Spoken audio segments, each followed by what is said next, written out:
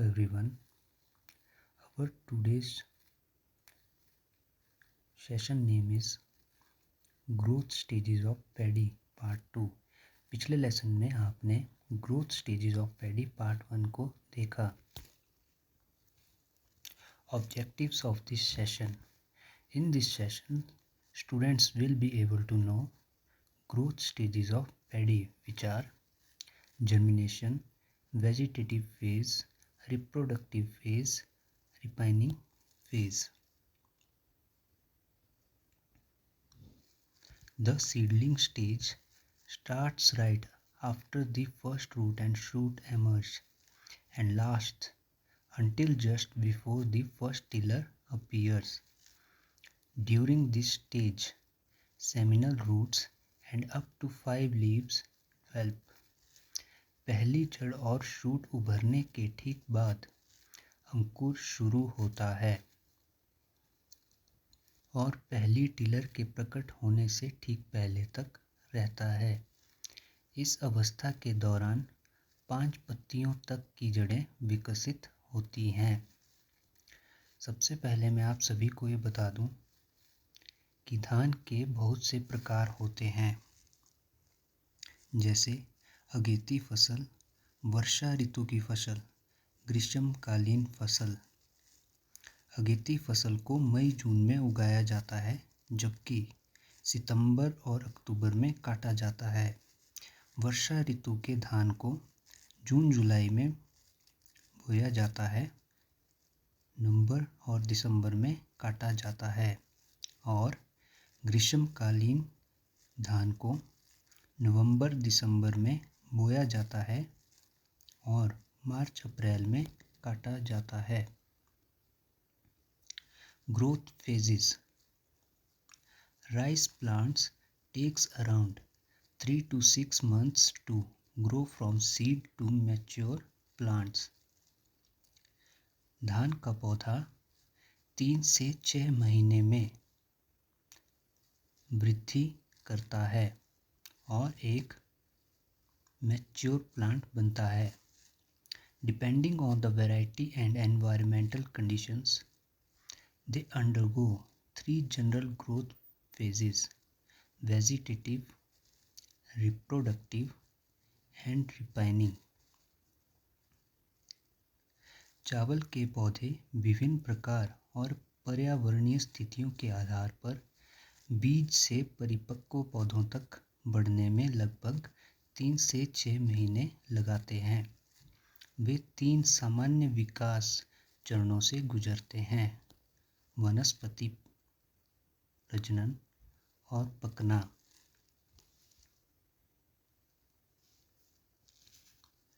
Rice varieties. Rice varieties can be categorized into 2 groups: the short duration varieties, which mature in 105 to 120 days, and the long duration varieties, which mature in 150 days.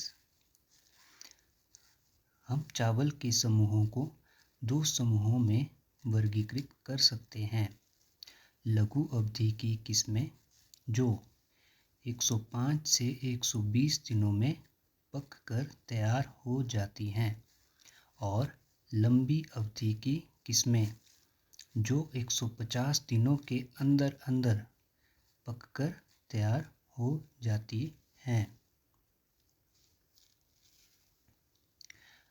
A 120-day variety, when planted in a tropical environment, spends about 60 days in the vegetative phase, 30 days in the reproductive phase, and 30 days in the ripening phase.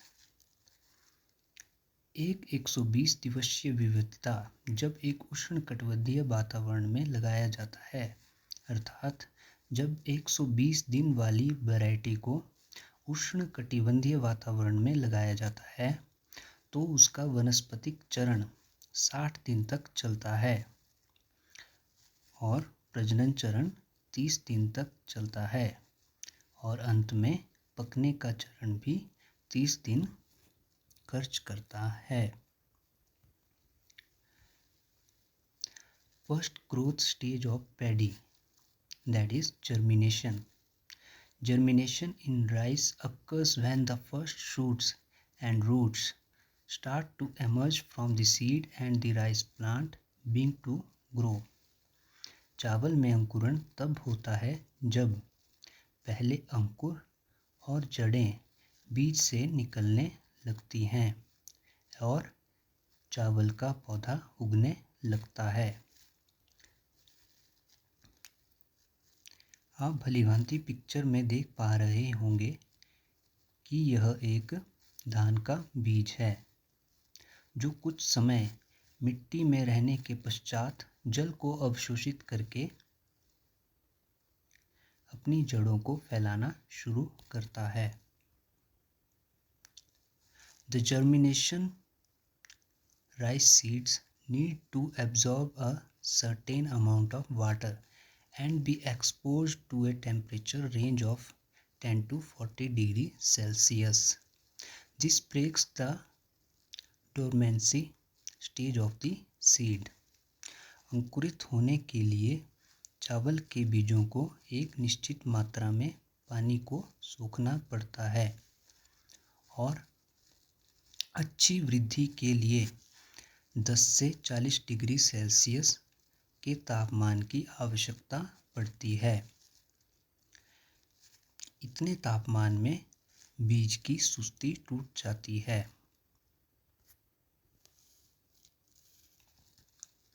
When planted into flooded soil, the shoot is the first to emerge from the seed, with the roots developing when the first shoot has reached the air.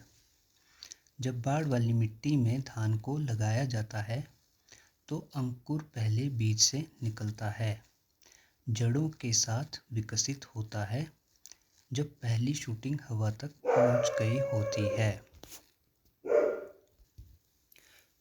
आप सभी लोग भलीभांति जानते हैं कि बीज को वृद्धि करने के लिए केवल जल की आवश्यकता नहीं होती।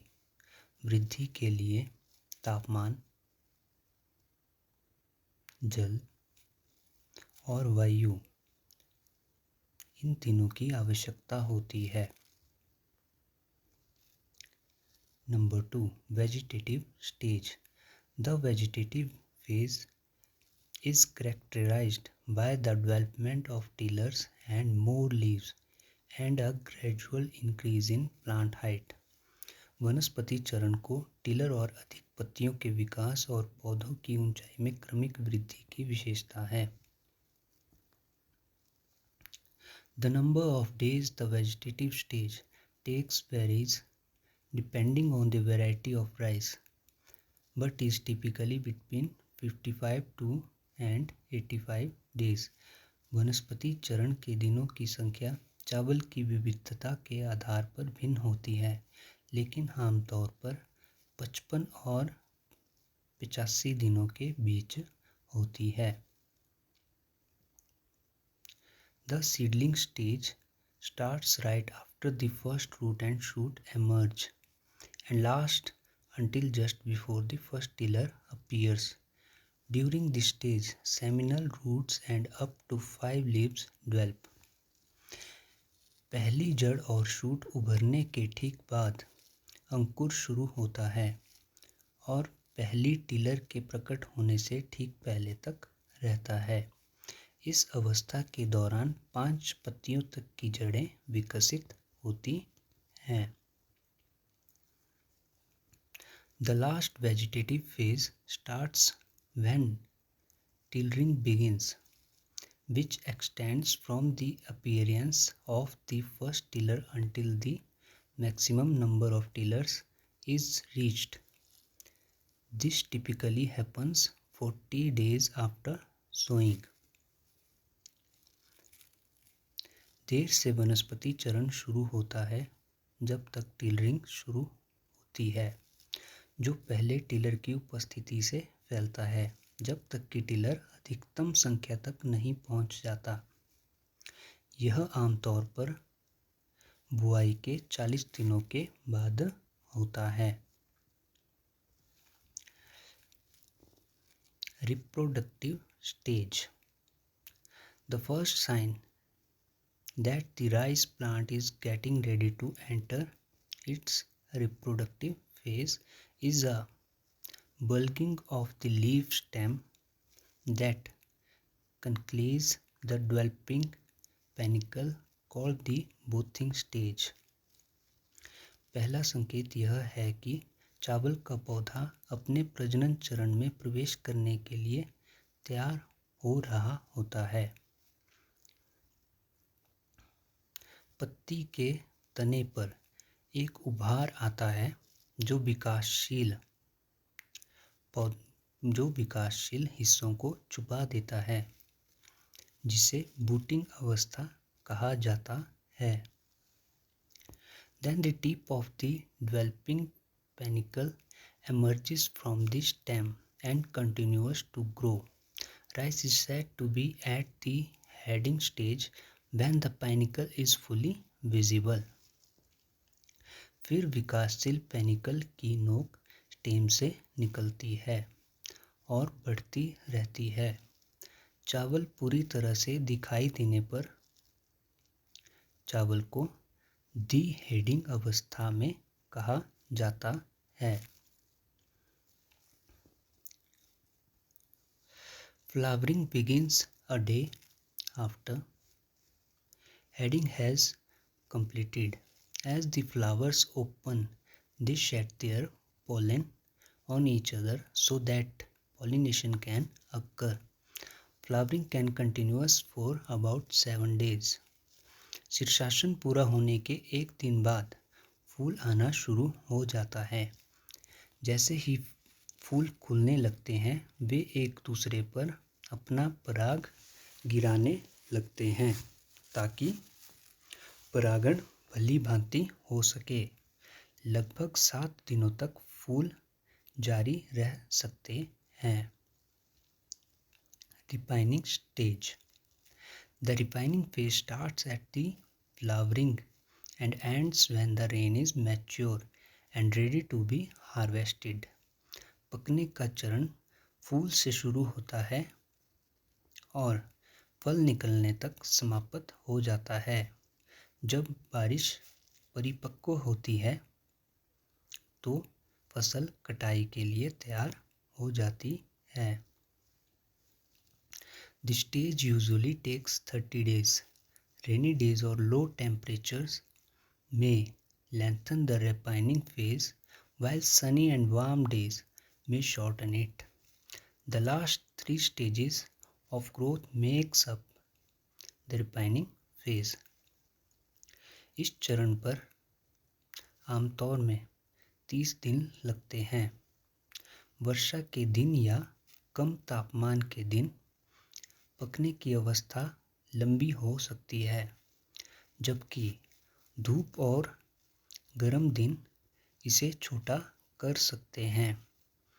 वृद्धि के अंतिम 3 चरण पकने की अवस्था को बनाते हैं। Ripening follows fertilizations and can be subdivided into milky, dough, yellow, ripe, and maturity stages.